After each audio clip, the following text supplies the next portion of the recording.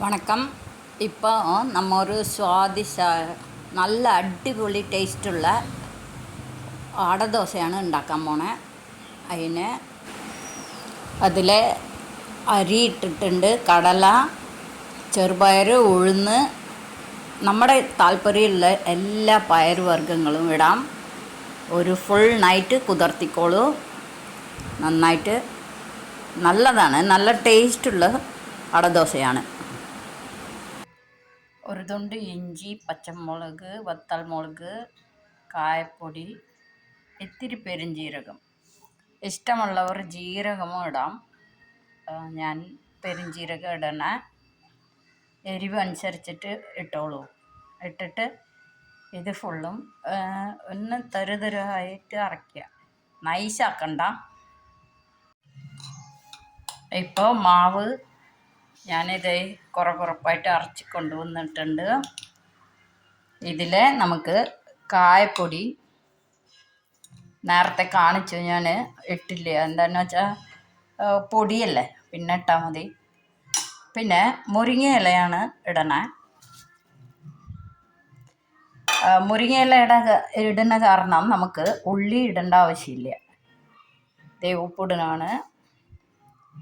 ഇതേ ഇപ്പം നമ്മൾ മുരിങ്ങയില ഇടുന്നില്ല, അങ്ങനെയാണെങ്കിൽ മല്ലിയിലയും ഉള്ളിയും പൊടിയായിട്ട് അരിഞ്ഞിട്ടിടുക. അപ്പോൾ നല്ല സ്വാദുണ്ടാവും. ഇതിന് കൂടെ നാളികേരം ചട്നി വെച്ചിട്ട് കഴിക്കുക. നല്ല സ്വാദാണ്. എല്ലാവരും ഉണ്ടാക്കി നോക്കണം. ഓക്കെ, ഇപ്പം നമുക്ക് മാവ് റെഡി ആയിട്ടുണ്ട്.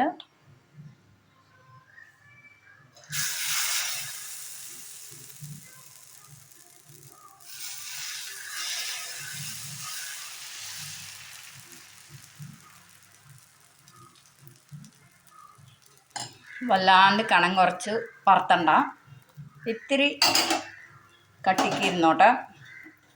ഞാൻ നല്ലെണ്ണയാണ് ഒഴിക്കാറ്. എല്ലാവർക്കും താല്പര്യമുള്ള എണ്ണ ഒഴിച്ച് നല്ല മൊരിച്ചെടുക്കണം.